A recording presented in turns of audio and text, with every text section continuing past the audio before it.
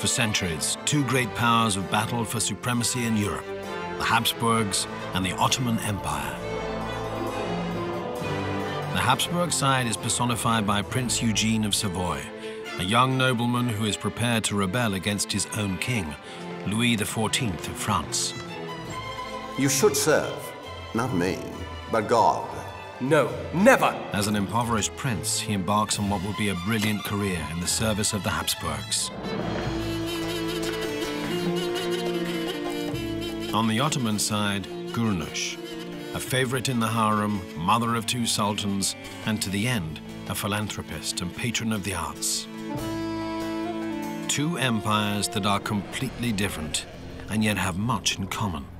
And they are always ready to go to war with one another. Mustafa, we should fall back.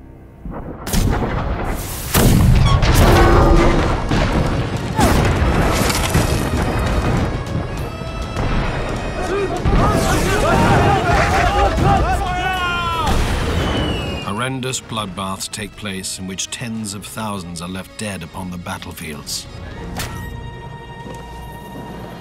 In times of peace, on the other hand, trade flourishes, and the two powers engage in lively cultural exchange that even extends to medical techniques. What the devil are you doing now? The Orient and the Occident were more than just enemies.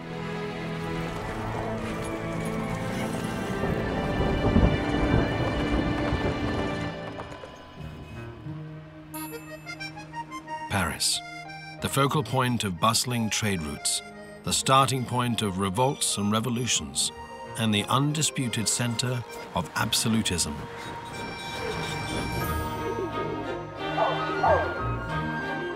"350 years ago, near Les Halles, the city's oldest market, stood an elegant townhouse, the Hôtel de Soissons.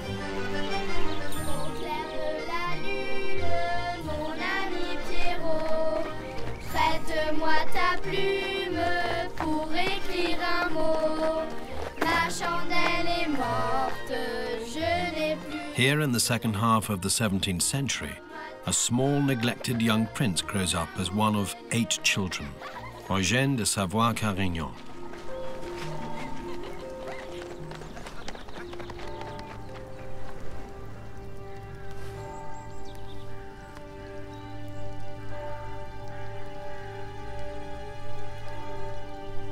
This boy, who will go down in history as Prince Eugene of Savoy, displays quite extraordinary interests.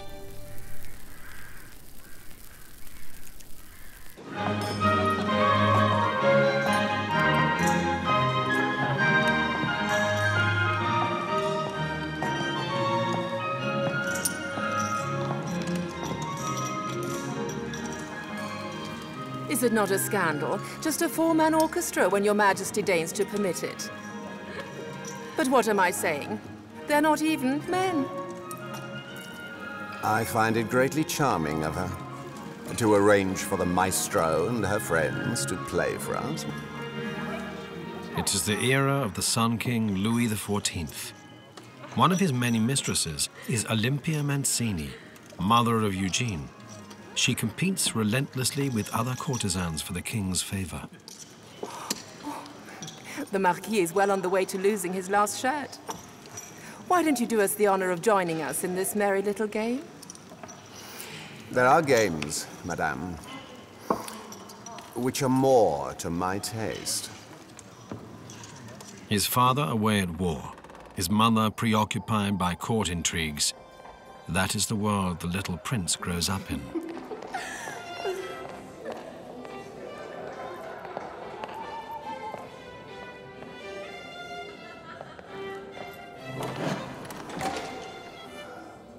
Doucement, doucement.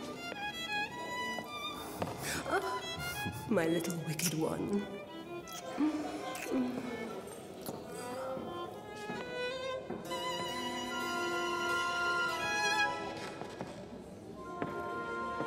The young prince becomes withdrawn. His talents remain unrecognized by almost everyone. hat einen regelrechten Bildungshunger entwickelt. He developed a real hunger for knowledge, far greater than in later years when his will to learn had lost its urgency. Bildungshunger, keine Rede. Nur dann, As a young man, something came out in him that was definitely of the period. A great interest in science and also in mathematics. Interesse für auch Mathematik. Besides the natural sciences, astrology is very popular at that time. It is still seen as a scientific discipline, and so the Soissons also have their own in-house astrologer. Astrology and fortune-telling are popular not only in the West. In the Ottoman Empire, astrologers are regularly asked by their sultan to take a look at the stars.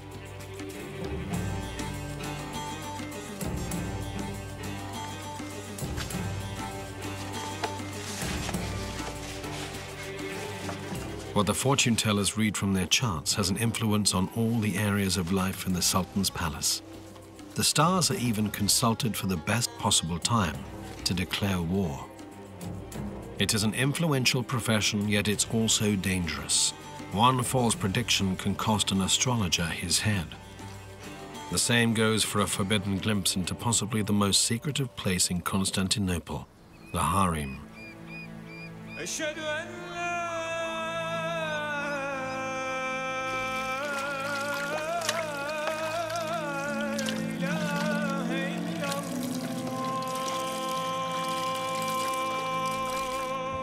The word harem originates from the Arabic and means both forbidden and holy. Religion is the main focus of the women living there. Gulnush is a Venetian woman who at the age of 5 was abducted from Crete during the conquest of the island. This former Christian slave is now a Muslim and concubine of Sultan Mehmed IV.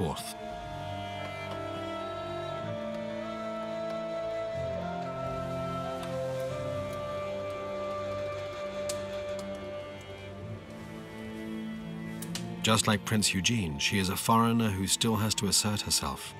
Over time, she has risen to be a Hasiki, a favorite of the Sultan. The main goal within the harem is to ensure the continued existence of the Ottoman dynasty. The Padishah is expecting you in his room in 1 hour. It's mostly free women who live here, the Sultan's favorites. To climb the harem hierarchy, what matters is to bear the Sultan's child. Women who do so attain the status of Haseki Sultan. If the child they give birth to is a Shehzade Sultan, which means a boy, then the woman becomes a Valide Sultan. That is the highest rank in the harem.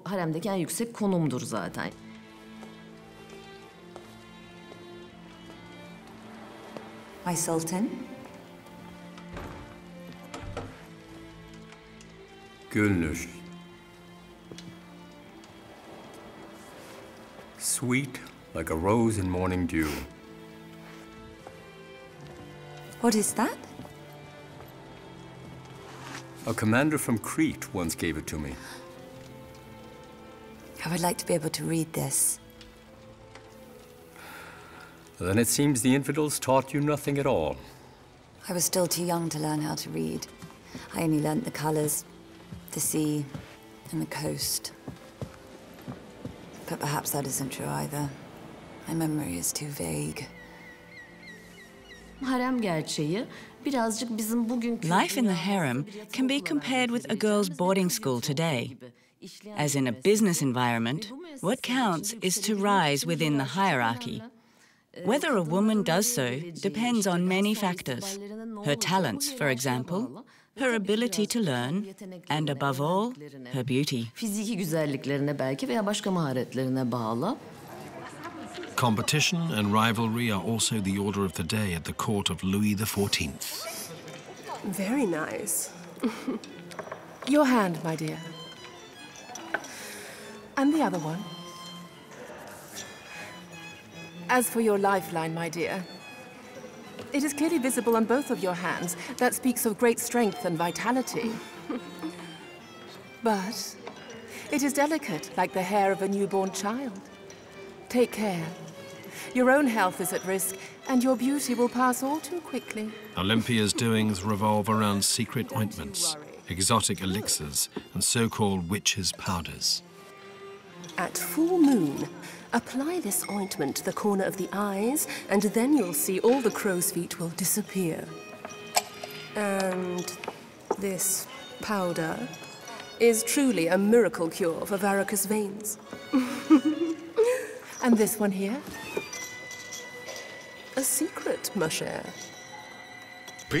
Over the years, Prince Eugene's mother, Olympia, was the most important and so the most politically influential of King Louis XIV's mistresses. But of course, competition among mistresses at the royal court is intense. This means that Olympia, at least according to gossip, even uses poison to defend her position. Politically, she runs into difficulties. Although she is now a Savoyard, a member of one of Europe's most powerful noble families, it is one of the poorer branches.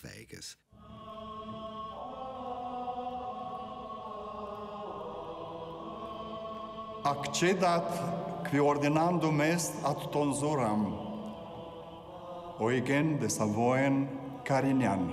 Adsum. Sit nomen Domini benedictum, ex hoc nunc et usque in saeculum. Adiutorium nostrum in nomine Domini. And so the mother of the frail prince, whom everyone refers to as snub-nosed, decides to leave him in the care of the church. He seems to be suited only to joining the clergy.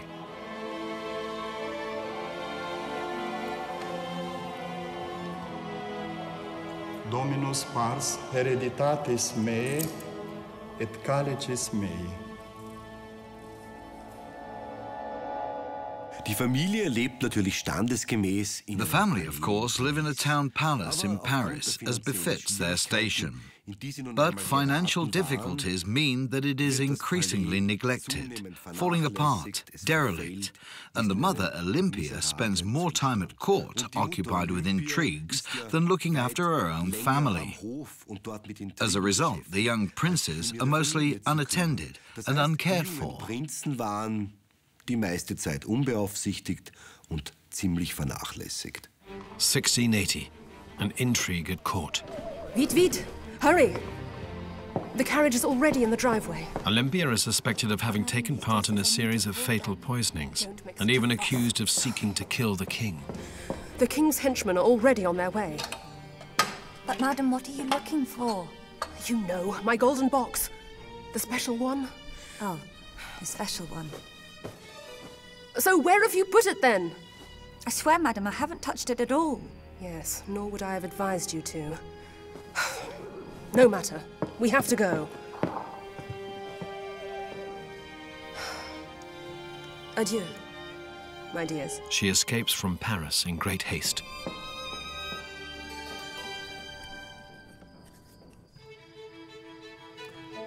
Little is known of the life of Prince Eugene in the years that follow, but the Marquis, who is in charge of the children, reported that Eugene was available for all kinds of nice games, for those willing to play.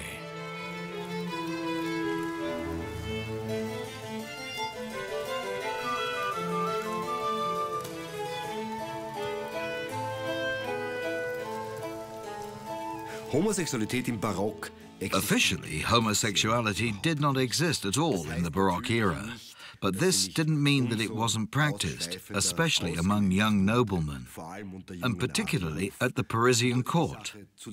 This matter became so controversial that the king himself had to step in to control this behavior, which was becoming disagreeable to him. Schon unangenehm war, in den Griff zu bekommen.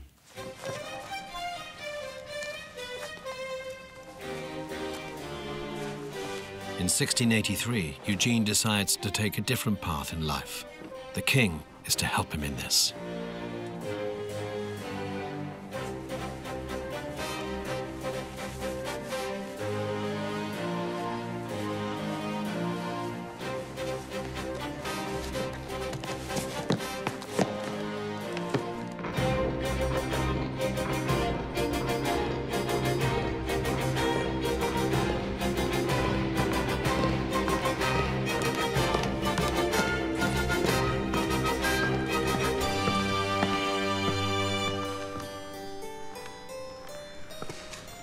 My dear Eugene, you made a real effort to look smart for your king. What can I do for you? Your Majesty, I'm ready to go into battle.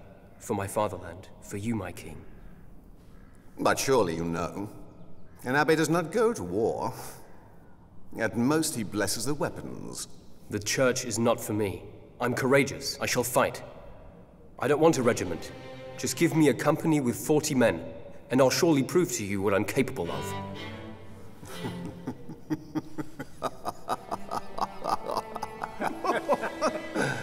My dear fellow, that's out of the question. You must understand, to lead a company, you must have the men's respect. And a manly figure would also help. And anyway, monsieur, you're just about to enter a cathedral chapter. You should serve. Not me, but God. No, never!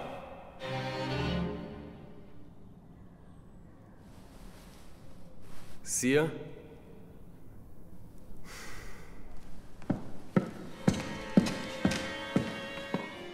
The request was modest, but not the petitioner.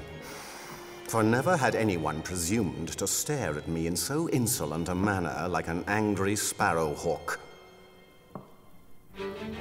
Like his mother before him, Eugene now flees Paris. After a few days of travel, he reaches the border of the Habsburg Empire, France's greatest rival at the time. Meanwhile, Louis XIV observes with growing satisfaction how the Ottoman Empire is slowly expanding towards the borders of the hostile Habsburgs. He speculates on winning territories in the east, while the Ottoman Empire establishes its claim as a world power.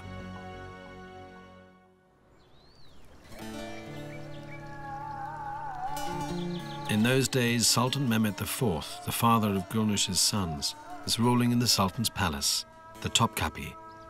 Along with Gülnüş, dozens of women live within the narrow winding walls of the harem. The closer one gets to the Sultan's chambers, the more striking is their magnificence.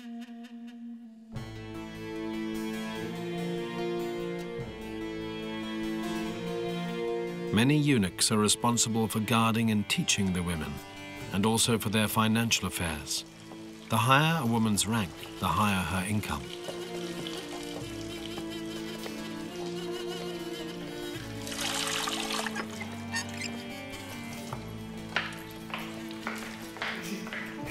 Because the Sultan has so many wives, no one woman can wield too great an influence on him. Yet tensions continually arise between the Sultan's mother, who chooses the women for her son's harem, and the Sultan's favorite wife.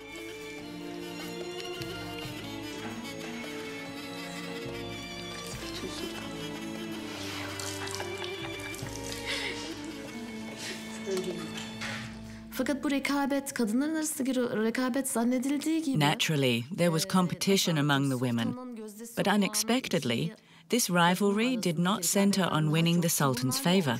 This also happened, of course, but it was more commonly the competition among those women who already had a child with the Sultan, the Hasekis. This competition is understandable, because what was at stake was raising their sons to positions of power and preventing their own children from being killed, as was common in the past. So it was much more than just a struggle among several women for one and the same man. Rekabete giriyorlardı ve bu rekabetin daha önemli olduğunu düşünüyorum. Yani çok basit bir aynı erkekle beraber olan iki kadın arasındaki rekabette.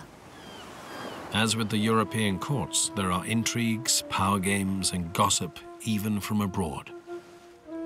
I tell you, my Sultan, the tower of St. Stephen's Church in Vienna is high enough to see from the top to Bohemia, Hungary, and all the way to the Alps, you know? And its bell is so huge and heavy that it has to be rung by no fewer than 40 infidels. And how do the infidels speak? Oh, nothing but gibberish. Look, this one, for example, Shamdan. The Viennese call Lloyds. Lloyds! And then the numbers.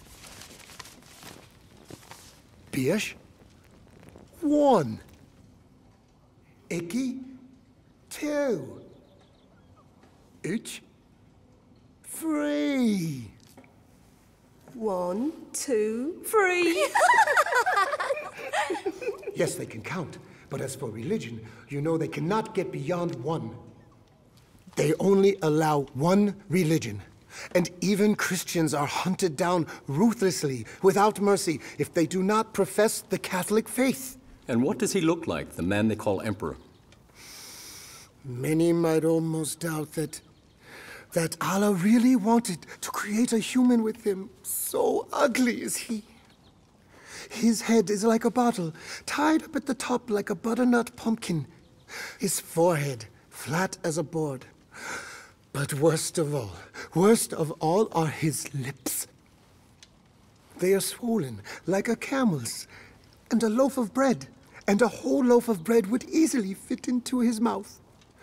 Whenever he speaks, spittle sprays and oozes from his mouth and from his camel's lips.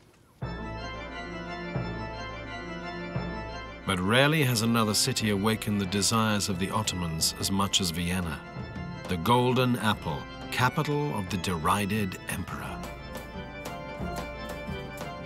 Vienna is the gateway to Europe, whose southeastern region they already view as their own, and the tower of St. Stephen's Cathedral is already seen as a minaret.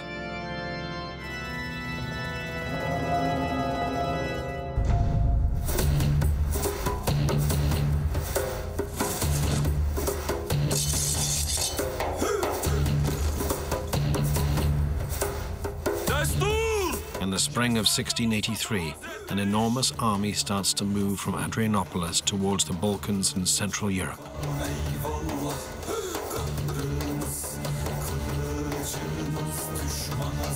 Turkish television series such as Muhteşem Yüzyıl, The Splendid Century, broadcast in 45 countries, take as their theme the imperial dimension of the Ottoman Empire.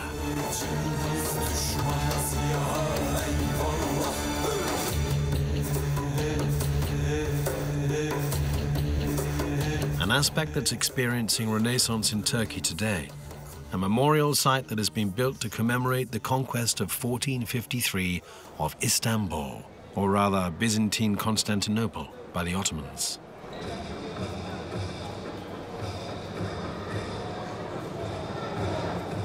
Turkey has long been the political hub of the Middle East.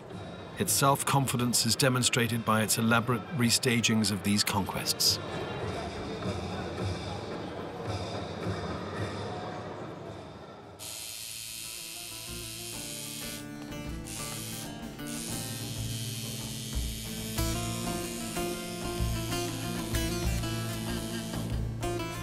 Likewise, the Tura, the imperial monogram of the Sultan and symbol of the Ottomans par excellence, can once again be found everywhere in Turkey today.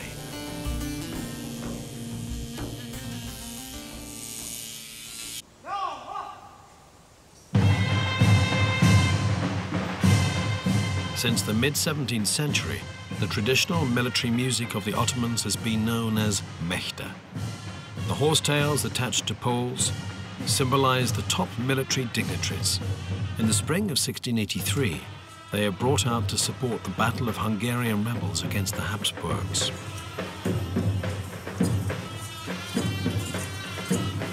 Slowly, the first troops start to move.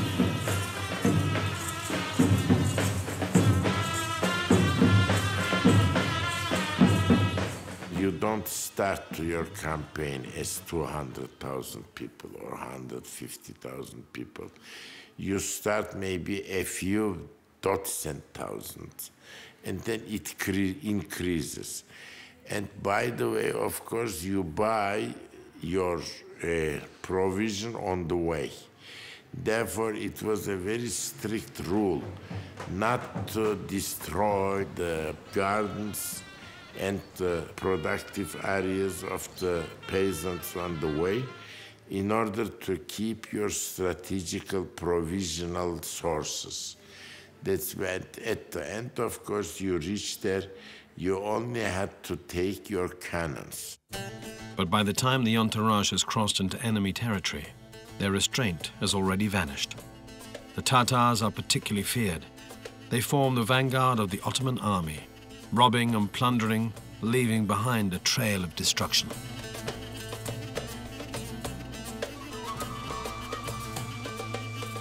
No less feared are the Deliler, which literally means the crazy ones. During their campaigns, they were said to be often intoxicated by opium.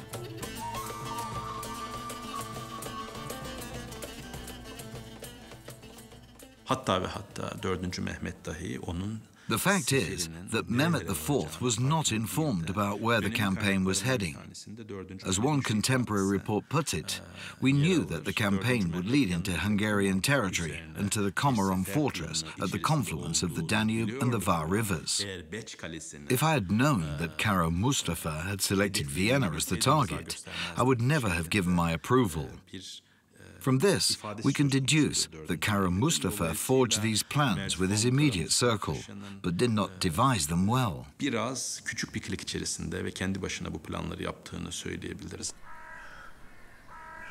Kara Mustafa's soldiers advanced towards Vienna via Heimburg in July of 1683.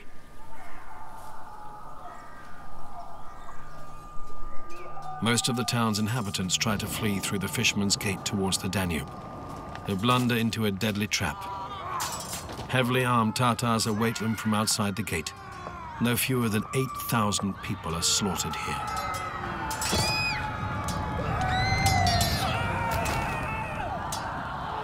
In nearby Vienna, panic breaks out. Thousands of people, above all the royal household of Emperor Leopold I, flee as far as Passau. Here, the deeply religious emperor prays daily before the painting Mary, Help of Christians, that Vienna may be saved.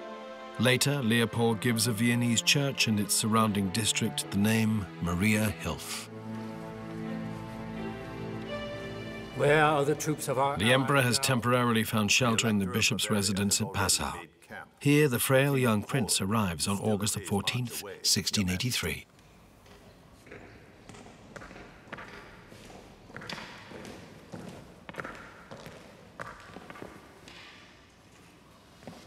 Your Majesty, Prince Eugene of Savoy. We have heard wild rumors of his person. It is true. No more than a month ago I was with the King of France. But believe me, I will be your best soldier. You Savoyards have courage, that I have heard. But you still seem to me very young. Have you yet grown to your full height? I am reliable, Your Majesty. Do me the honor of giving me a regiment to lead, and I say you will not regret it. A regiment?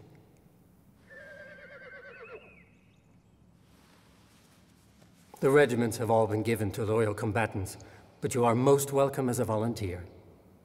Report to the Generalissimus. The Duke of Lorraine is still assembling troops who, God willing, will liberate Vienna. From July the 14th, 1683, an army of 200,000 lays siege to Vienna.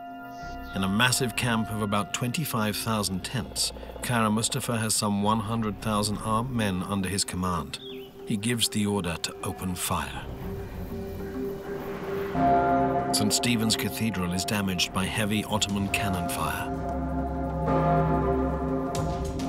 The catacombs of St. Stephen's Cathedral. Countless victims of the Turkish siege can be found among the thousands of skeletons still lying there today. In those days, the cemeteries were outside the city walls.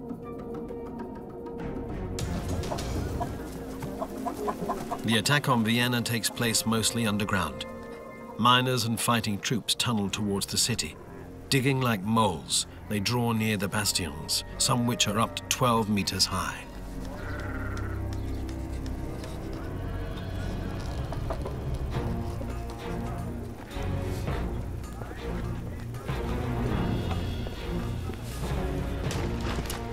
The Janissaries are the feared elite troops of the Ottomans. From the late Middle Ages until the mid-17th century, selected boys were press-ganged from Christian communities and raised as devout Muslims to man the household guard, which now consists mostly of recruits and volunteers.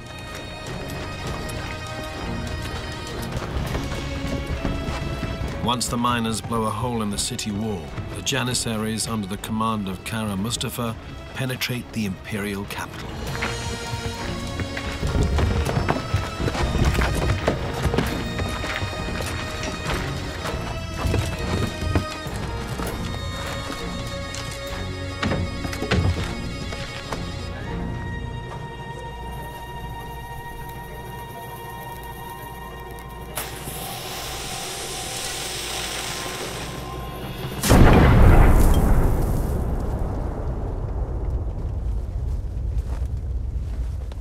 Kara Mustafa Pasha was a wonderful ruler, but was not an efficient marshal.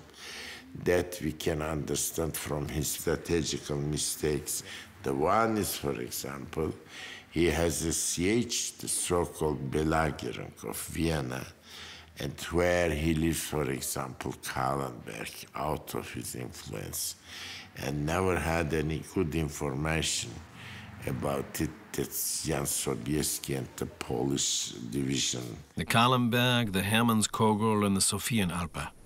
On the morning of September the 12th, the troops of the Christian Alliance, led by this Polish king, gather to attack the Ottomans. In fact, the Polish contingent on the right-hand flank arrives almost too late for the battle.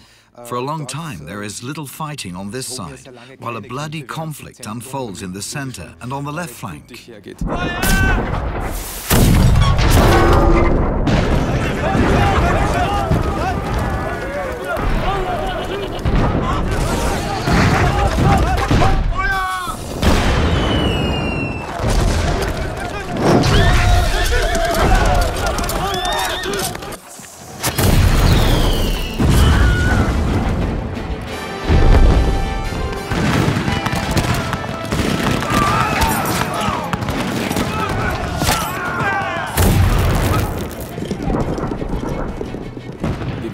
We know that Prince Eugene took part in the battle for the liberation of Vienna in 1683.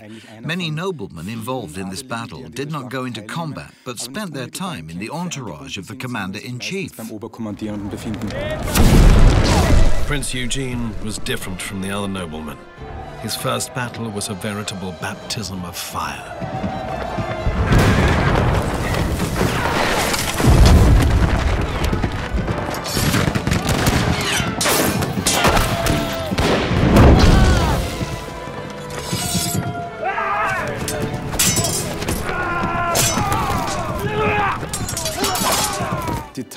The fact that he was rewarded with a regiment after the battle, which he was, tells us that he stood out.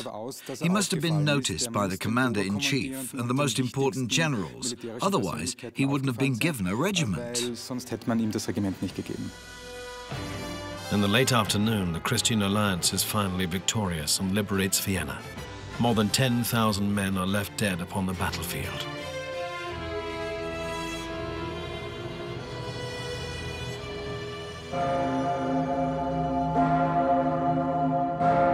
Every time the Pummerin, the biggest bell in Austria, rings, it is a reminder of the Turkish siege of Vienna, since the first Pummerin was cast out of melted down Ottoman cannons.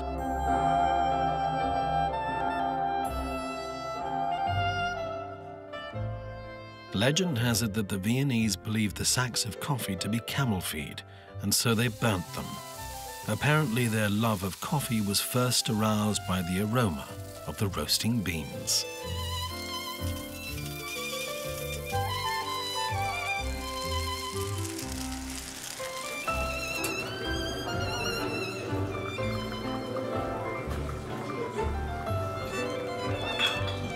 Two years after the siege, the first Viennese coffeehouse opened, and so the Viennese coffeehouse culture, now so much a part of the city, was established.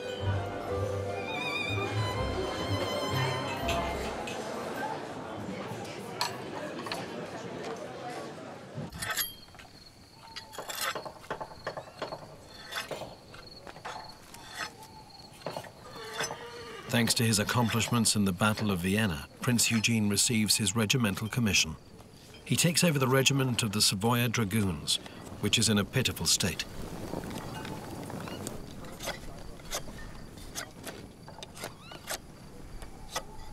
But Prince Eugene is determined to turn the worn-out rabble into a powerful fighting force. Men! You are dragoons. It's important to know who you're fighting against. But most importantly, what you're fighting for. You're not only fighting for the Emperor, but for yourselves. For your honor. Don't forget that.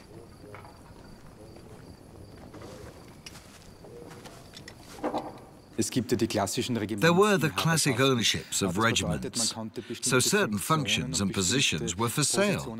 That was very lucrative. On the other hand, money also came from the emperor, the commander of the war, so in principle, one was something like a war profiteer at the time. On the other hand, it meant a lot of responsibility. One had to make sure that the soldiers were appropriately armed and uniformed. So business skills were needed for the whole thing to pay its way. Prince Eugene's armor, to be found today in Vienna's Museum of Military History, dates back to a time when Prince Eugene was already better off. It indicates a man of medium height for his time. Therefore, Eugene seemed to be nowhere near as small as some reports say. But where do the dents in his suit of armor come from?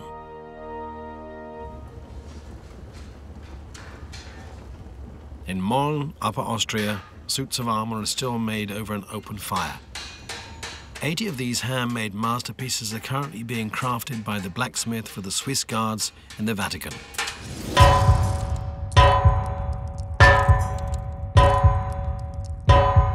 We asked Georg Schmiedberger to recreate a made-to-measure replica of Prince Eugene's suit of armor.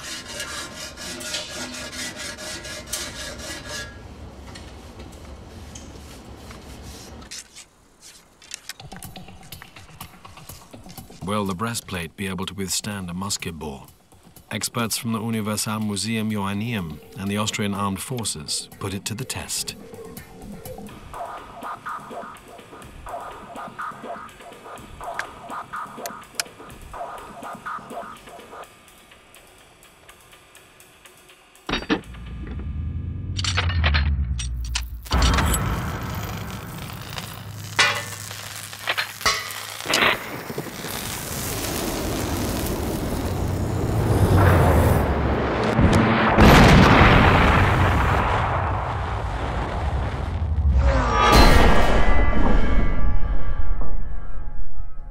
The impact causes a fairly deep dent. The wearer would probably have got away with a few bruises and some broken ribs. But 3 testing shots. One or another of the dents may therefore have been caused in combat. Prince Eugene is now 25 years old and has won many a battle when, outside Belgrade, he suffers the most severe of his 9 injuries.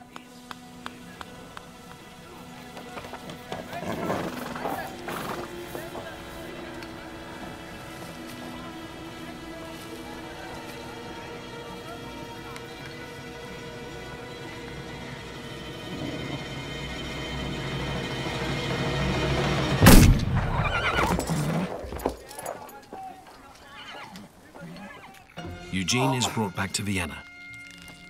He can only be operated on after a few weeks.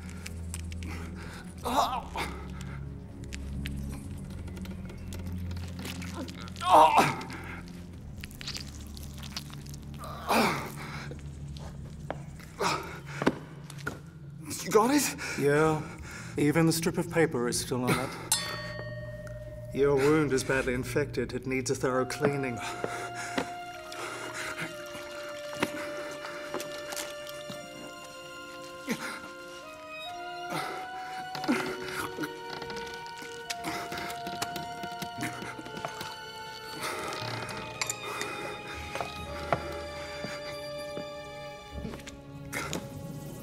What the devil are you doing now?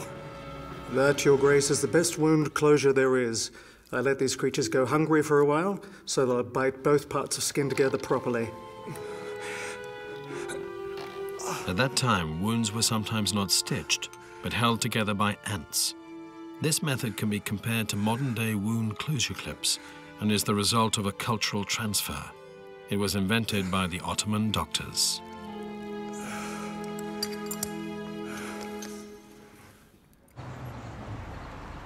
The strategic interest of the Habsburgs now lies in the south and southeast.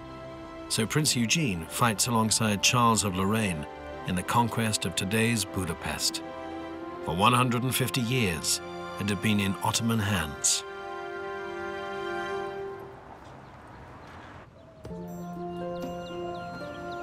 Something else inherited from the Ottomans, hitherto known to the Habsburgs, was bathing in the form of hammams. The Kirili bath in Budapest is one of two such surviving baths, built almost 500 years ago by the Ottomans.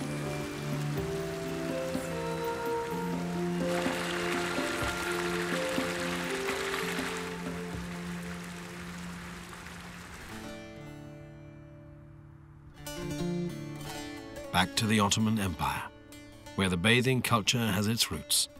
In the Sultan's palace, Gülnüş reflects on her own roots. Horvat.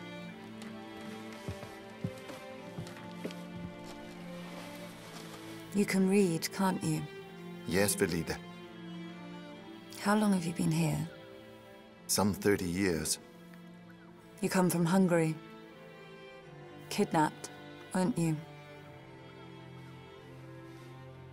Just like me. But you can still remember your writing, can't you? I wish it had been otherwise. How so? It would be better to have no memory at all. Don't say that. When you have no memory, the same questions always haunt you. Who am I? Where am I from? It's just awful. Teach me to read now, Horvat.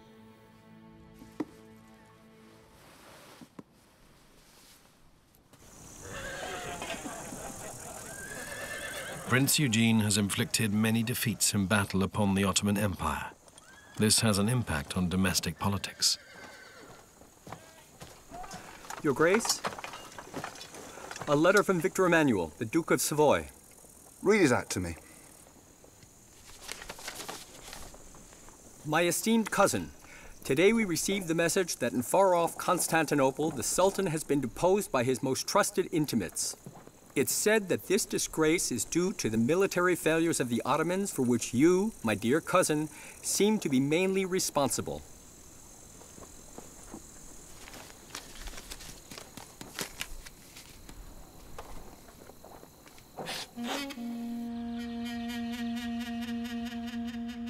Sultan Mehmed IV is in fact deposed and brought to the Kafes, or Golden Cage. Previously, Mehmet's brother had spent 46 years within this closed-off area of the Topkapi Palace. Now it is his turn to ascend the throne.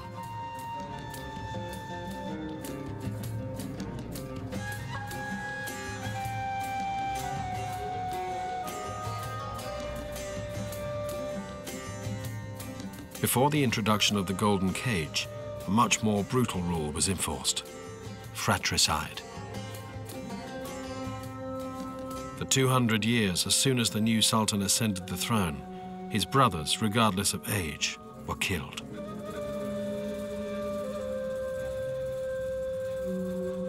The memorial tombs, called Turba, beside the Hagia Sophia in Istanbul, recall this period.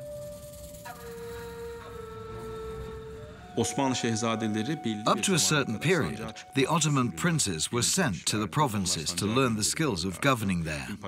In some cities of the empire, there were special facilities for this purpose, in which the heirs to the throne learned the skills of government.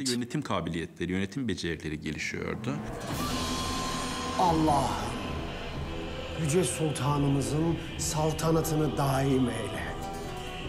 Küffara karşı muzaffer eyle. Mülkü Osman'ı her türlü şerden emin eyle. Amin. One of these princes is Gülnüş's son, Mustafa, who now ascends the throne in February 1695. After the early deaths of his uncle and cousin, he now receives the title of the Sultan. Thus, Gülnüş, as Valide Sultan, becomes the most powerful woman in the Ottoman Empire.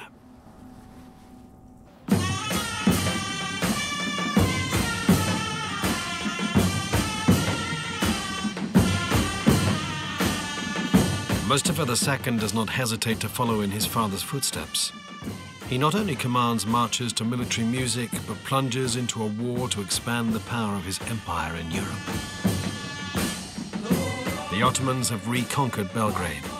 Now Buda is to be won back in a new offensive.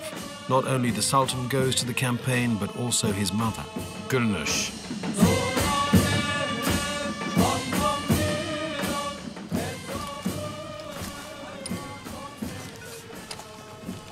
On the other side, the Habsburg forces under Prince Eugene refuse to let the Ottomans take over the fortresses along the Danube.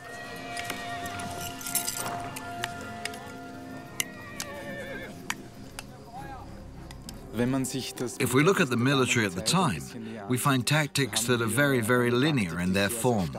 Troops no longer move towards each other in pike squares. Instead, they are aligned in a linear way, with symmetry playing a special role. And we have the highest art of making war, namely the art of fortification and besiegement. I believe that Prince Eugene's mathematical, scientific, and architectural training were all of immense benefit to him. Provided with the salary of a field marshal, Prince Eugene acquires a property in the heart of Vienna, where he will build his winter palace.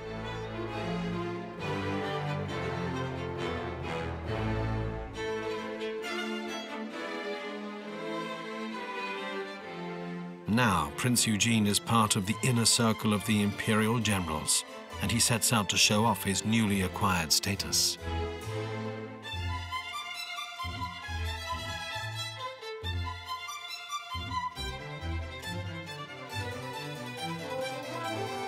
Yet soon he must leave his luxurious palace behind. The emperor has ordered him to hold off Sultan Mustafa, who is moving north from Belgrade, but without risking a battle. Nobody suspects that this clash is about to change the course of history.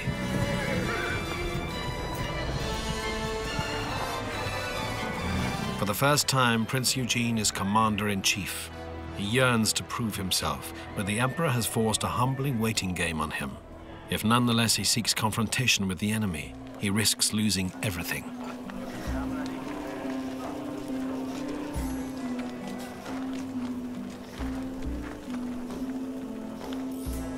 On the Ottoman side, Sultan Mustafa seeks counsel from his closest advisors.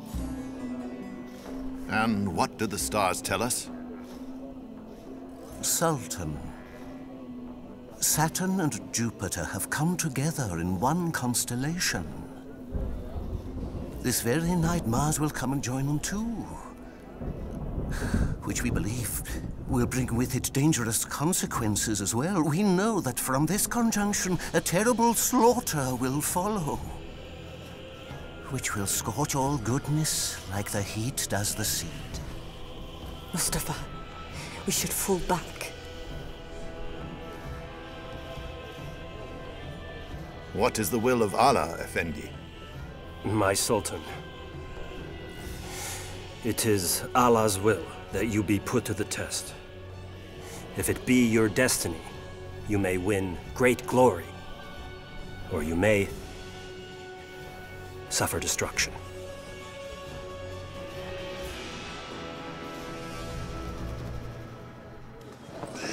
It is 9/11, 11th of September, 1697. Eugene's troops are exhausted. On this morning, nothing suggests a possible attack by the Habsburg troops. But after capturing a Turkish officer, Prince Eugene believes he has discovered something decisive. But for the time being, he keeps this knowledge to himself. He doesn't hold a council of war, and he had a reason for this. He believes that nothing discloses one's intentions to the enemy more effectively than holding such a council.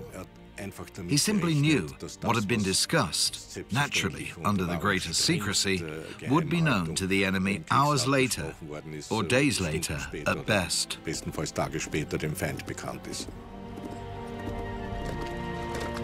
A scout, sent out at the crack of dawn, finally brings the hoped-for news. The Ottomans are near Center and are trying to cross the river. Their cavalry and artillery have been ferried across it, so the rest are now vulnerable.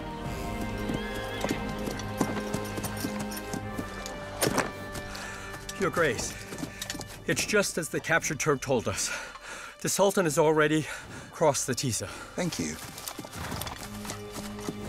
Good news, at last.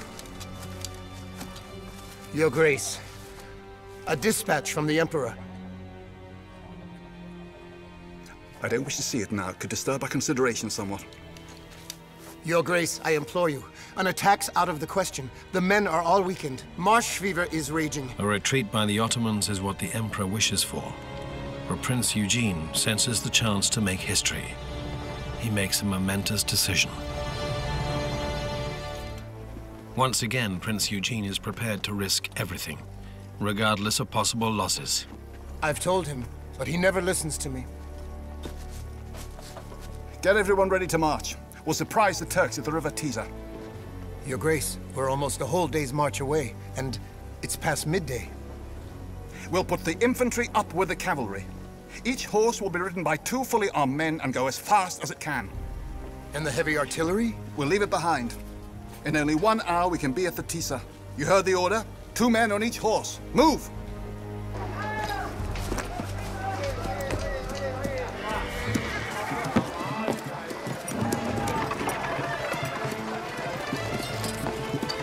This was how, on September the 11th, 1697, an army of over 50,000 covered the ground in record time.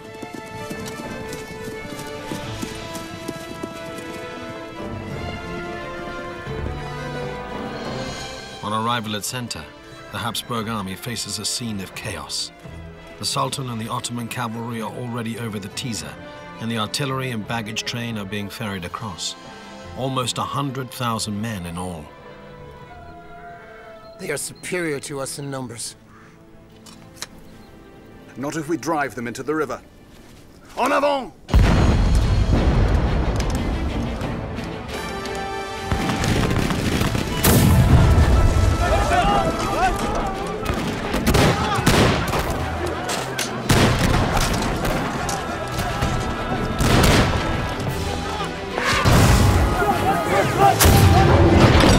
The bridge over the Tisza is far too narrow to take all those fleeing to safety, and the Sultan's camp is paralyzed by the onslaught of the Imperial army.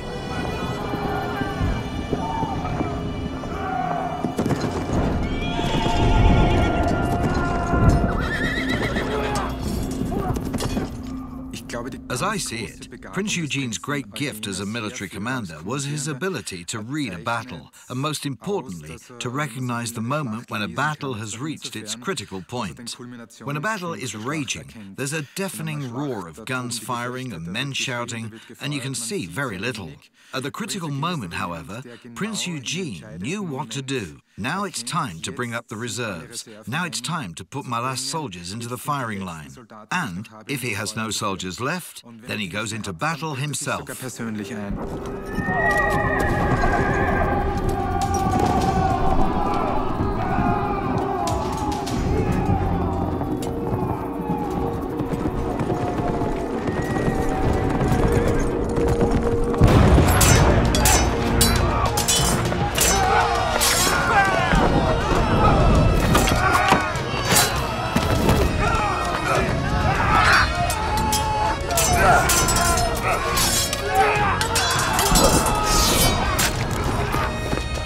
Turn the cannon!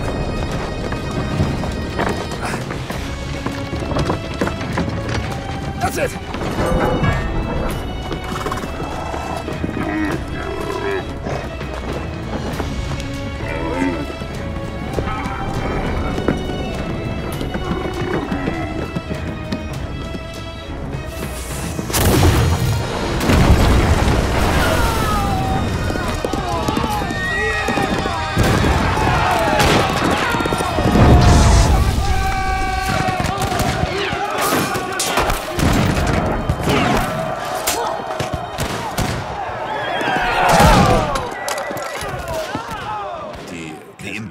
soldiers were overcome with a real thirst for blood. They went for the Ottomans, shooting, stabbing, beating the hell out of them, and caused them far greater losses than they themselves suffered, especially as many Ottomans leapt into the Tisza and drowned because they couldn't swim. The Battle of Center lasted only a few hours, and Prince Eugene's tactic was a complete success. That afternoon, 25,000 Ottomans were killed, while the Habsburg army did not even lose 500.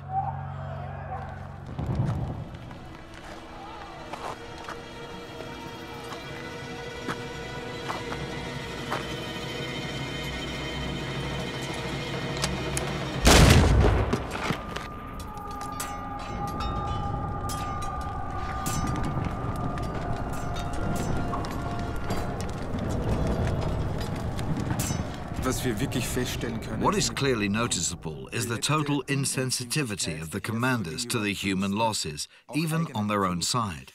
If you read Prince Eugene's correspondence, you see that he was very rarely personally or morally affected by the casualties in his forces.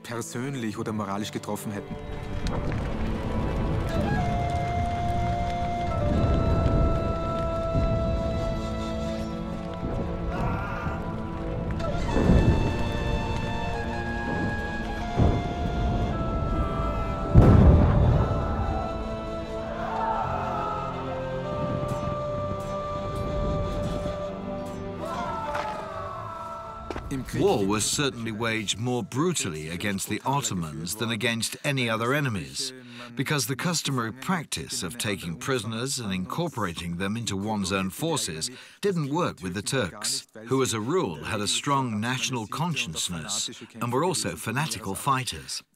However, it would certainly be exaggerating to pretend that Prince Eugene was morally faultless or some kind of humanist. But in that respect, of course, he was no different from other generals of his day.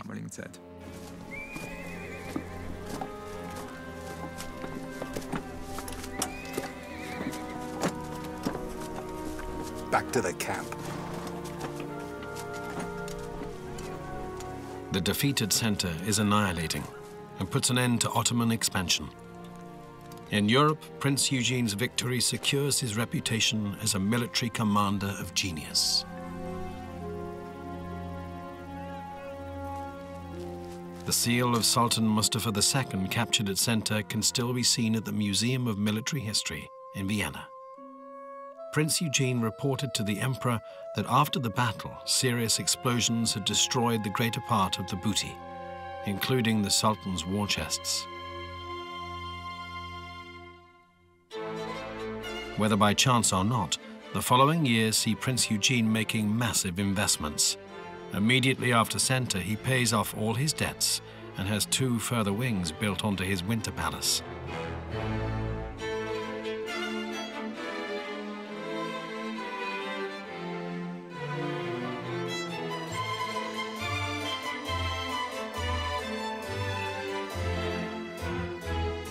The staterooms are decorated and fitted out with the greatest possible splendor and magnificence. The young Prince Eugene had rapidly aroused envy at the Viennese court. Why? Because his rise had been meteoric, and in particular, because he had flouted the rules of the day. He had no scruples about using his career to line his own pocket and showing off his success as opulently as possible. In short, he was a typical careerist.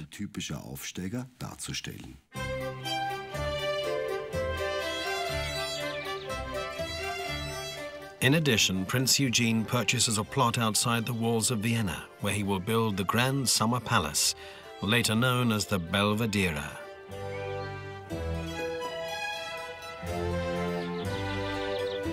In Hungary, he acquires the Danube island of Csepel, where he builds Radziwiłł, now a hotel.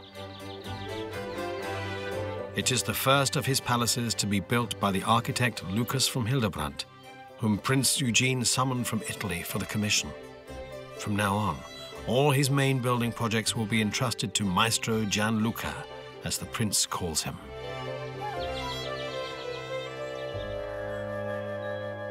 The emperor gives Prince Eugene extensive estates in the newly conquered territories.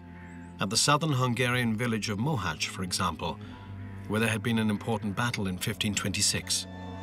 Today, a memorial commemorates the 15,000 soldiers who fell on that day.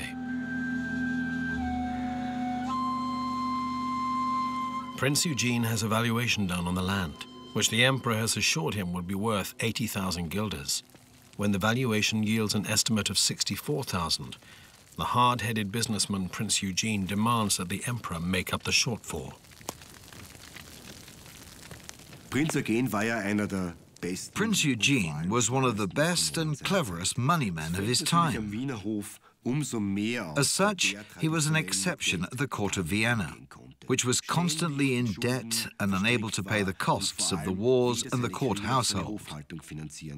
Prince Eugene, by contrast, quickly makes capital out of his fame as a military commander, and not only in Central Europe. He goes to the London Stock Exchange and issues war loans, which are made out in his own name and not in that of the Habsburgs or the Emperor. These war loans became so popular that they sell out and immediately refill his war chests.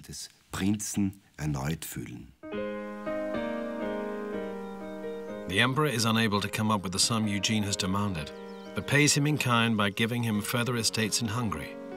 Amongst these is the wine-growing area of Viljany, which has been destroyed and plundered by the Ottomans. Prince Eugene has the villages resettled and builds up a model wine estate. Even today, the wines from Viljany have an excellent reputation. The estate Eugene takes over has around 120 acres of cultivated land. Within 20 years, the prince has expanded it to 5 times the size.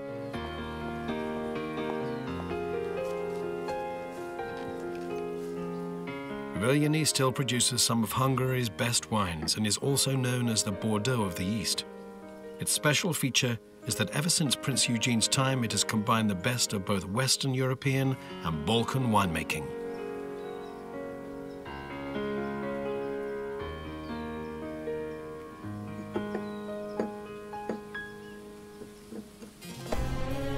But the emperor also made enormous territorial gains. The victory at Center led to the Habsburgs acquiring the whole of Hungary and Transylvania. And the peace treaty of Karlowitz of 1699 finally brings 15 years of war with the Ottomans to an end. In the Ottoman Empire, the lost wars and a sultan who prefers hunting to the business of government are causing growing discontent. In particular, the leaders of the elite household troop known as the Janissaries refuse to put up with the situation any longer. Where is our Sultan? He's not here, he's out hunting. All members of the Most High Divan, listen. It's enough! This can no longer go on! Not a month passes without some tax being increased. The Sultan and the Grand Mufti are responsible that tobacco and coffee are so highly taxed that the merchants can't sell their goods, and even my own men have been waiting for months for payment. We won't put up with this for a single moment longer.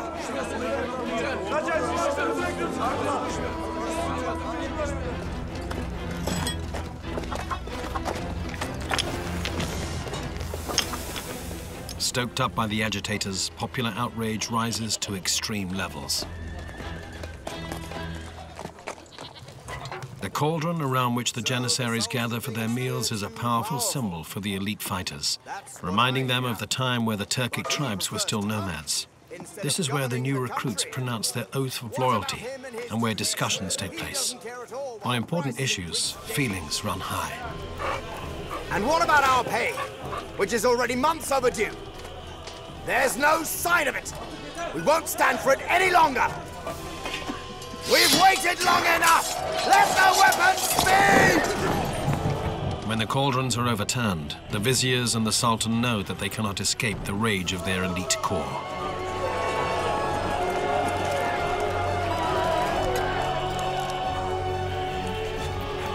So it is in August 1703. The Janissaries storm the palace, assassinate the Grand Mufti, and depose Sultan Mustafa II.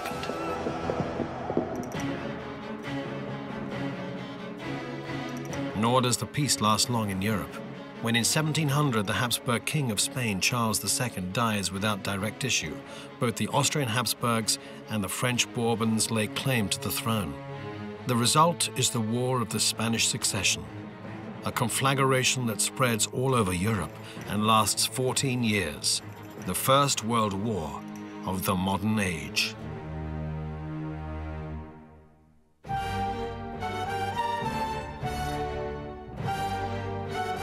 The erstwhile pauper, Prince Eugene, has now become so powerful that he's set fair to become the richest and mightiest man in the Habsburg lands. His next step towards this goal is a comprehensive reform of the armed forces. The army is becoming more specialized and is now much more than just foot soldiers and cavalry. The artillery plays an important role. There are the sappers who specialize in earthworks and military engineering, miners who in sieges dig tunnels under the enemy's city walls, and a special corps responsible for transport and logistics. So what develops is in principle the beginning of a modern standing army, consisting not only of combat troops, but also auxiliaries. In short, the beginning of the 18th century was a turning point in military history.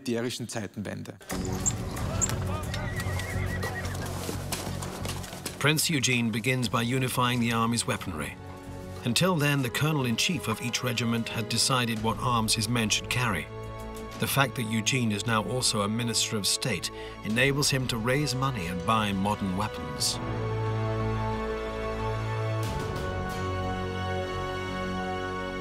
The great progress made in the field of weaponry naturally had an effect on tactics and strategy. The matchlock was replaced by the more modern flintlock. Furthermore, the troops no longer advanced in large pike squares, but formed lines, in which it was critically important to stay in line. That was the beginning of military drill, which hadn't existed before.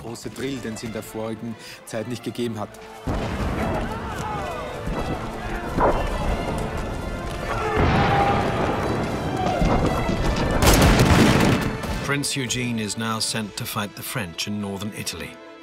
In order to reach the theater of war without facing the enemy, he has to cross the Alps, passing through the Trentino with armaments that in some cases weigh tons. This feat can only be compared with Hannibal's crossing of the Alps in Roman times. In Italy, Eugene is to meet a man with whom he will have a lifelong and fateful relationship, the Comte de Bonneval. The actress and theatre director Rea from Garland is one of Count Bonneval's direct descendants. In recent years, she's made an intensive study of her illustrious ancestor's life. The moment when Prince Eugene and Bonneval first came face to face was not really their first encounter, as they had known of each other for some time. They had had a previous encounter at a distance as members of different camps at the Battle of Luzzara, and we know that they had great respect for one another. The interesting thing about Luzzara was that both sides claimed victory and had masses celebrated accordingly, though actually it was probably a kind of draw. But even then, the young Bonneval stood out from the rest because he was a talented officer and strategist, as was quite clear even though he was serving under Vendôme.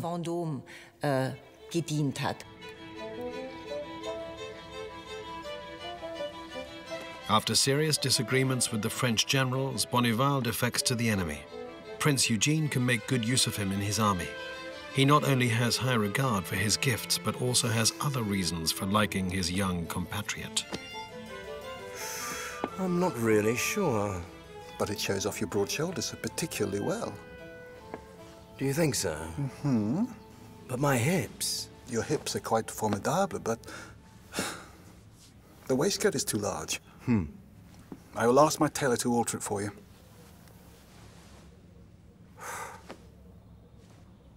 Now you are a real emperor's man. More like a grey mouse. L'elegance was not invented in Vienna. Prince Eugene is hoping Bonneval will give him something that, in spite of his rise to power, has been denied him thus far: true friendship and an inspiring relationship with another human being. Leibniz writes. He wishes to find an academy in Vienna. But that can't be any great problem for you. I'm going to write to the Emperor about it today. I don't know how I can thank you enough, dear friend, for having introduced me to this great thinker. I have something more for you. The works of my good friend Fenelon. Do I see greed in your eyes? Forgive me, dear friend. It was simply pure joy over the written word that caused me to lose my composure. May I?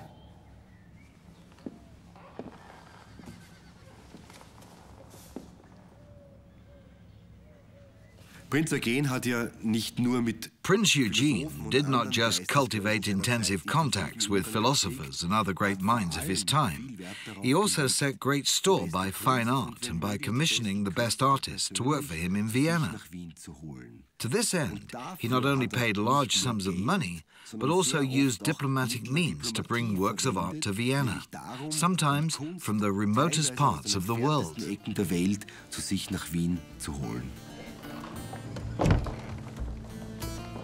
The Baroque has now spread to Constantinople. A new century has begun.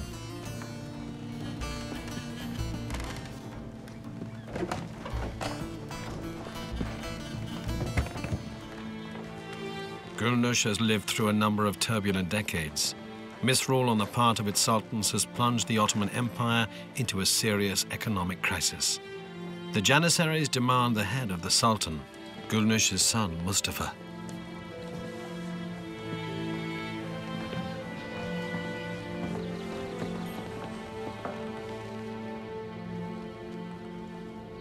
I know that the Sultan spends too much time out hunting. If you spare his life, I will see to it that he abdicates. My younger son, Ahmed, is prepared to listen to your demands. Your son is inexperienced in the business of government, and he has spent too long in the cafes. If he were to let himself be guided by your wisdom and the experience of the Grand Vizier, we would serve him unconditionally.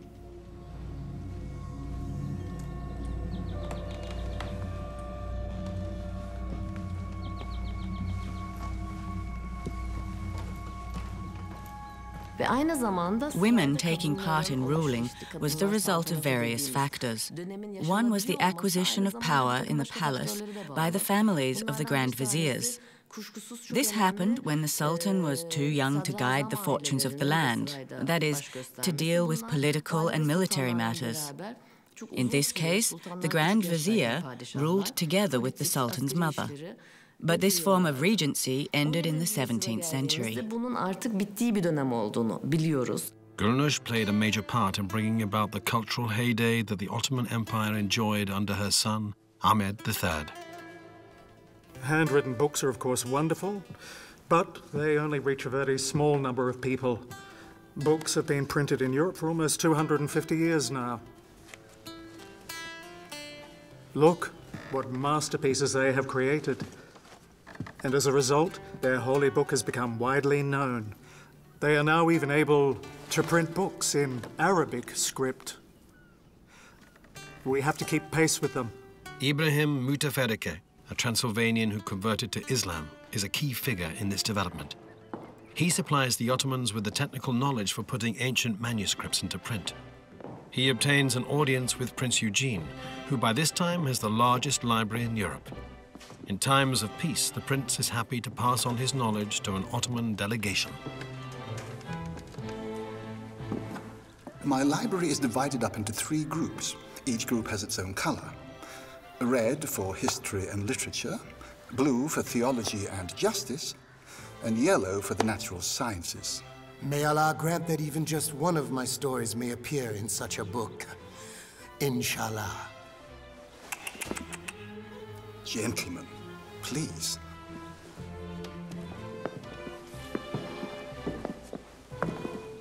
A special feature of the library is that the books are all bound in the finest leather. Of course, it would interest me if it was possible to obtain this leather directly from Constantinople. The prince means he would like more of these Janissary skins. Oh, it's been a long time since the last one. We have none left. No. Let's be serious. That is goatskin, what we call Morocco leather. However, it's hardly made in North Africa anymore. I have heard that you have the best goatskin tanners in the world. It is our intention to use this leather for binding the books of our Sultan's library as well, so there'll be no shortage of it for you.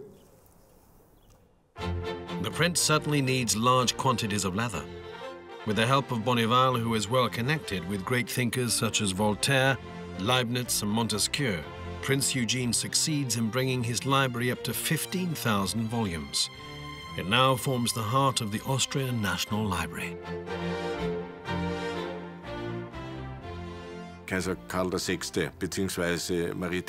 Neither Emperor Charles VI nor Maria Theresa were in a position to buy Prince Eugene's estate outright, and it all came onto the market. His niece Victoria generously sold it off, and the Habsburgs bought it. In the case of the library, however, they came off badly because the contract specified that Victoria should be paid a certain annuity for life. Then she lived much longer than they had thought she would, and in the end, the Habsburgs paid less for the palaces than they did for the 15,000 books.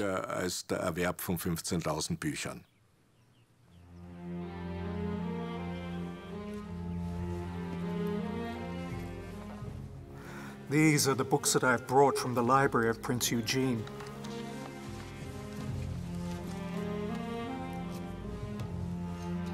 When Ibrahim Muteferica returns to Constantinople, Gulnush is dying. But until the very end, she remains the most important woman in the Ottoman Empire.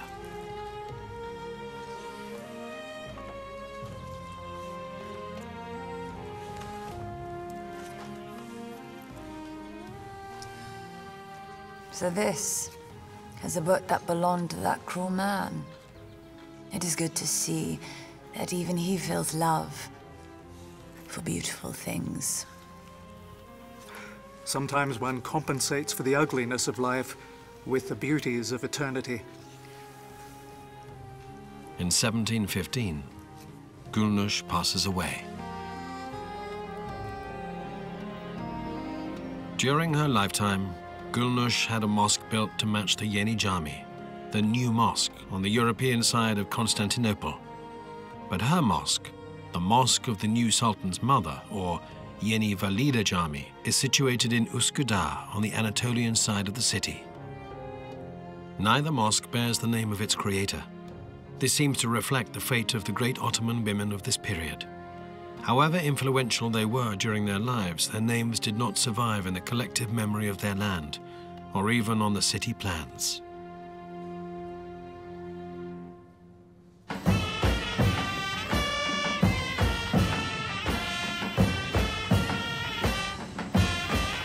Only a year after Gulnush's death, the almost 20-year-long period of peace between the Ottomans and Habsburgs comes to an end. Once again, a huge Ottoman army is on the march, this time towards Belgrade.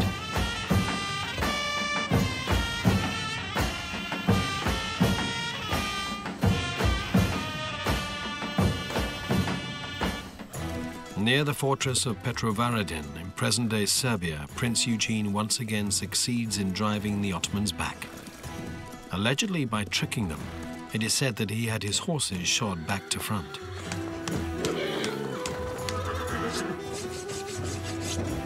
But can a horse walk with its hoofs shod the wrong way round? Or is this perhaps just another of the many legends surrounding the life of Prince Eugene? It is basically no problem putting the horseshoes back to front. There is even an illness which is still treated this way. The human footprints point in one direction and the hoofprints in the other. In theory, this tactic could send an opponent in the wrong direction, but it would not deceive a seasoned reader of animal tracks. In June 1717, Prince Eugene is once again besieging the fortress of Belgrade, which is held by the Ottomans. There he is visited by his old comrade-in-arms, Bonneval. Your bones can't be the youngest anymore either, Maréchal. The bones are my smallest problem, but my gout, mon ami, my gout. It's been a very long time, Eugene. I hear that you got married. Yes. But you don't seem very pleased. Come with me. I have something for you. Ever since his days as a neglected youth, Prince Eugene has yearned for real friendship.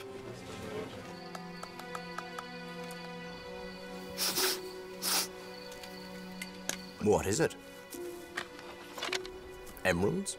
Diamonds? So you are giving me a wedding present? No. It is to celebrate 15 years since our first encounter with one another in a battle. So, an anniversary gift? See it as a tribute to our indestructible friendship. Indestructible? Yes.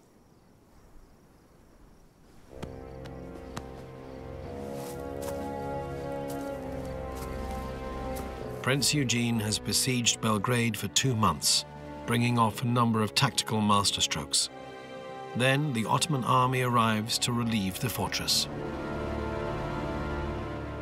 The Battle of Belgrade is the prize example of a battle that Prince Eugene should in fact have lost. The fortress he is besieging is probably the strongest in Europe, can only be besieged from the south, and possesses a very strong garrison. Then the Ottoman army approaches from the south, and he is caught between 2 fronts. Now, something happens that has been typical of his whole career. A stroke of luck at the right moment. This time, one of his mortars scores a direct hit on the fortress's munitions depot and blows it sky high. Then, he launches a brilliant attack on the Ottomans to the south, surprising them by night and putting them out of action in spite of his inferior numbers. This puts him in a position to take what is the most important fortress in southeastern Europe. At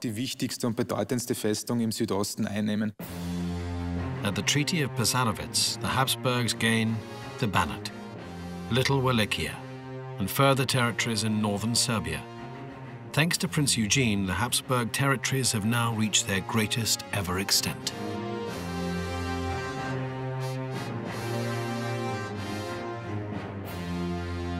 However great his successes were on the battlefield, he still had remarkably little success in the field of human relationships.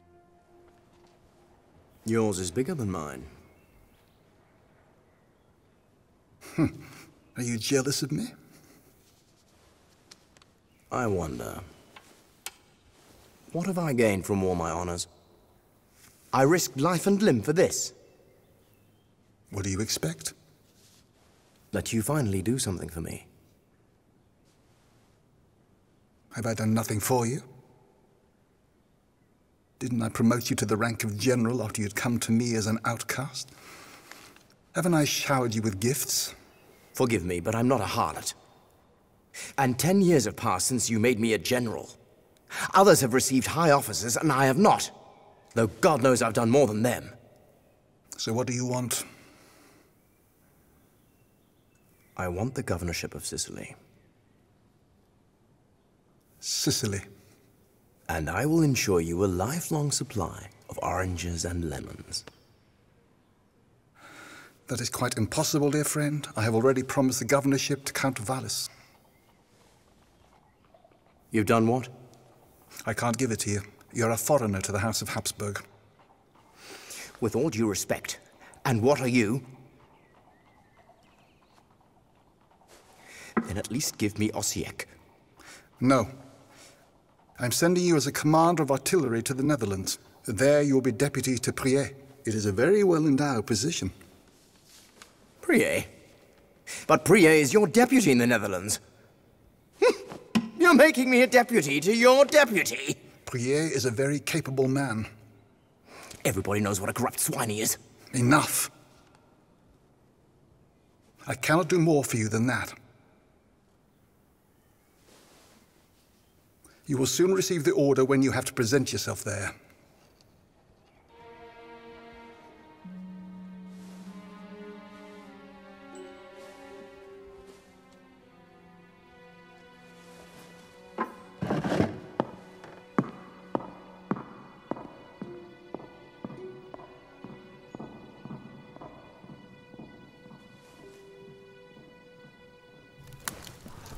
Every little lout gets caught one day by gout. Bonneval ridicules Prince Eugene in song before leaving Vienna. A Frenchman is the lowest dregs.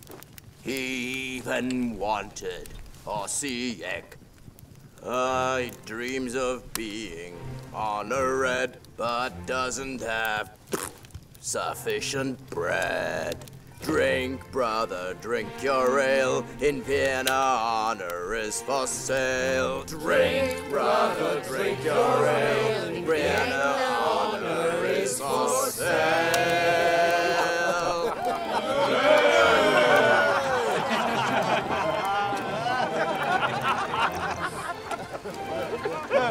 A letter from Brussels informs Prince Eugene that Bonneval has seriously insulted him and has joined a group of renegade noblemen who are openly expressing their hatred of Habsburg rule. Prince Eugene's deputy in Brussels immediately has Bonneval arrested. Now we see that Prince Eugene has a very unforgiving side to him. He recommends that the court of war should sentence Bonneval to death for high treason. The unusual thing about Count Bonneval's death sentence is that the emperor only pronounced it after having been put under extremely strong pressure to do so by Prince Eugene, which in turn is also very odd because of the long-standing close friendship he had with the French count. There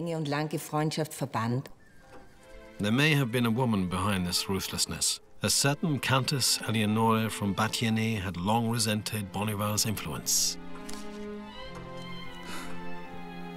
Whose turn? Yours, my friend. Bonneval. He is an absolutely degenerate being. Sans morale. Tout à fait. You're right. You are right. Dieses harte Urteil ist dann in eine Kerkerstrafe umgewandelt worden. The death sentence was reduced to imprisonment, and Bonneval was incarcerated for a year at the infamous prison of Spielberg in southern Moravia. Then he was released on the condition that he never set foot in the Holy Roman Empire again.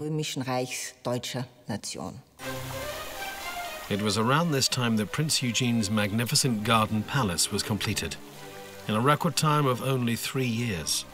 Designed by Lucas from Hildebrandt, it is one of Austria's finest Baroque buildings.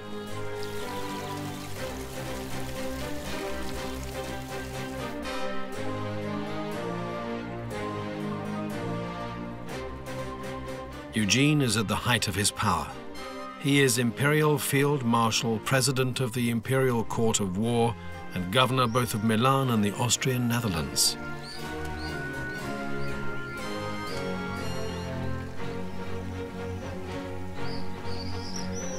The French gardens, featuring terraces lined with figural sculpture, make Prince Eugene's new acquisition of Schloss Hof an outstanding example of Baroque splendor.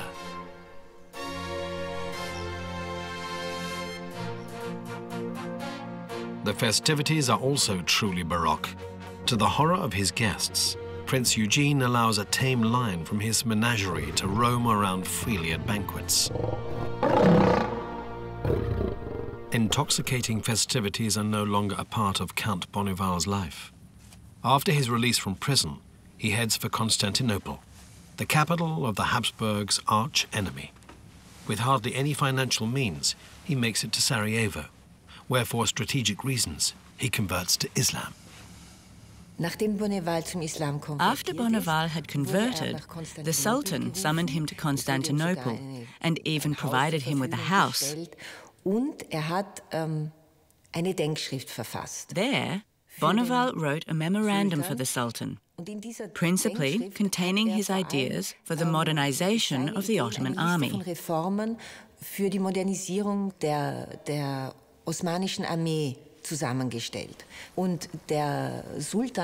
The Sultan was so profoundly impressed by his reform proposals that he commissioned Bonneval to take over leadership of his gunners. As commander of the artillery, his name is now Hombaraja Ahmed Pasha, Cannons Ahmed Pasha. Prince Eugene is furious when he hears about Bonneval's defection to the Ottomans. He remembers his mother's secret weapon.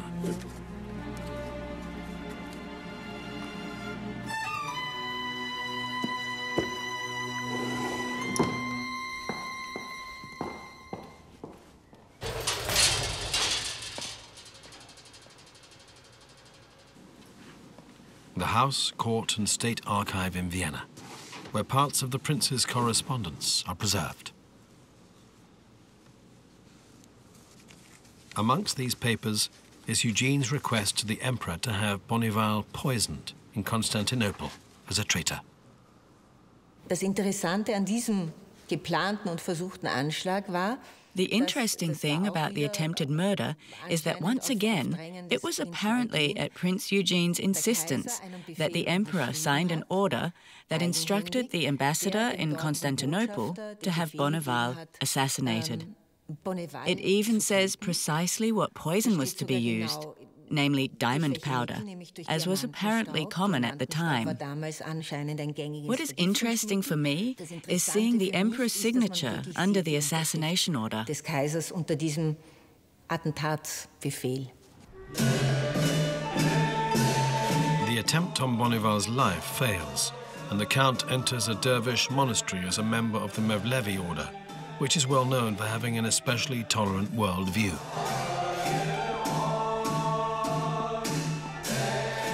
The Mevlevi order still performs a special ritual every Sunday, the Dance of the Dervishes.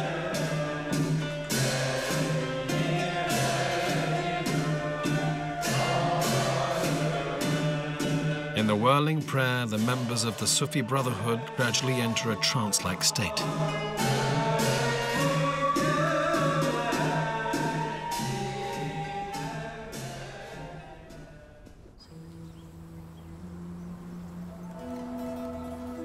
Claude Alexandre de Bonneval, now Hombaraja Ahmed Pasha, dies in 1747.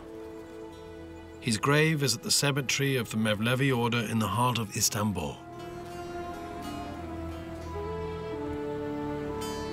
Only a few yards away is the final resting place of the pioneer of Ottoman book printing, Ibrahim Müteferrike.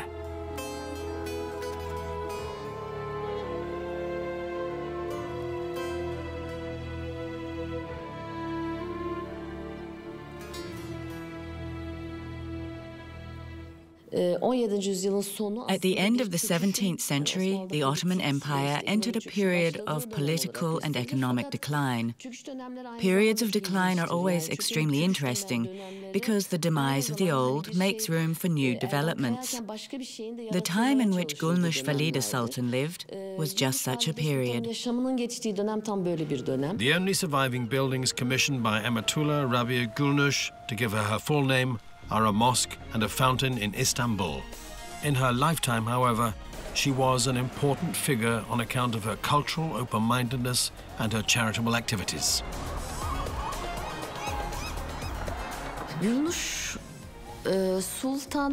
Historians of the Ottoman Empire have not accorded Gulnush the importance she really deserves. She's best known today as the mother of Ahmet III. The reign of Ahmet III was a period of exceptional creativity in the arts and architecture. Another example of exceptional creativity is Lucas from Hildebrand's transformation of Prince Eugene's country seat of Schloss Hof. It may not be the largest, but surely the most elegant palace. Here, the aging prince enjoyed many summer days amongst a small circle of selected friends. Everything here is wonderful.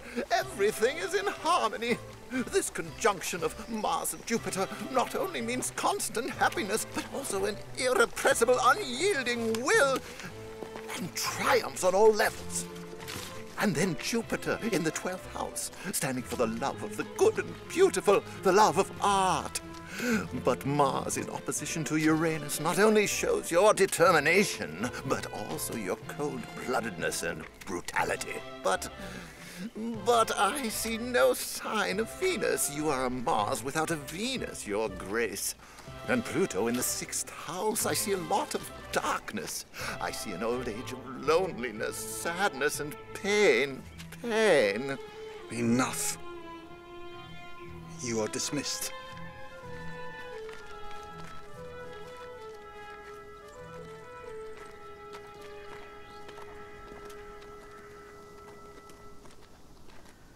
A life without Venus?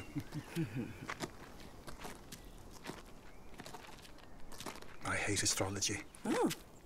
I abandoned this superstition long ago when I left Paris. Uh-huh. Ah. This is a Citrus limonis. I had it sent from Sicily. Mon cher, wherever do you get all these unknown plants from?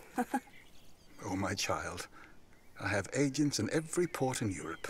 When they are not having to pursue someone for me, they buy me the most beautiful animals and plants brought in by the trading ships that enter the harbor. Mm-hmm.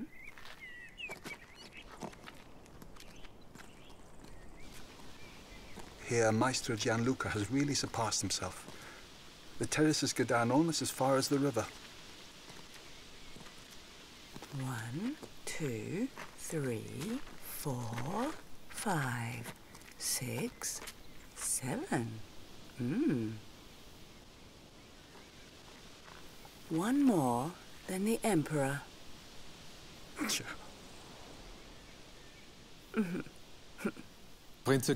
Although Prince Eugene was a weary man, the Emperor compelled him to go to war one last time. Now he was, in a sense, a victim of his own fame. He had become a kind of secret weapon, a trump card. And particularly in this last war, I think that he allowed himself to be wound up and put into action against his own will. Actually, he wanted to spend his twilight years in one of his palaces. The bold fighter and ruthless commander has now had his day. In his last years, Prince Eugene devotes himself even more intensively to his palaces and collections. In the Baroque era, Vienna was nominally an imperial court, but it was regarded all over Europe as backward, provincial, and mostly somewhat impoverished. Prince Eugene, on the other hand, was not only a war hero, but was well known as a rich and intelligent patron of the arts. His reputation naturally rubbed off on Vienna, and for many years after his death, it helped the city to improve its image. Even as an old man, Prince Eugene retains all his high offices, and even seems to be a kind of secret emperor.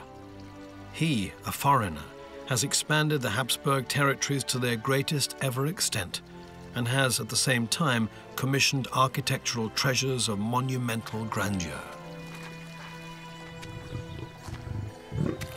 In his old age, he withdraws increasingly from society, until at the end he is lonely and only talks to his animals. Roar. Lion. Roar.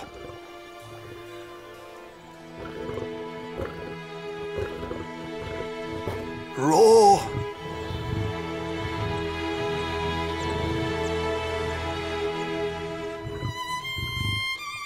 When the noble knight dies in the evening on the 21st of April, 1736, it is said that the tired, tame lion woke up and roared so loudly at the Belvedere that he could be heard far away within the city walls. Prince Eugene's heart is laid to rest in Turin. His other mortal remains are placed in a chapel named after him in St. Stephen's Cathedral. He went as he had come, as a foreigner, and yet he made absolutely sure that he would never be forgotten.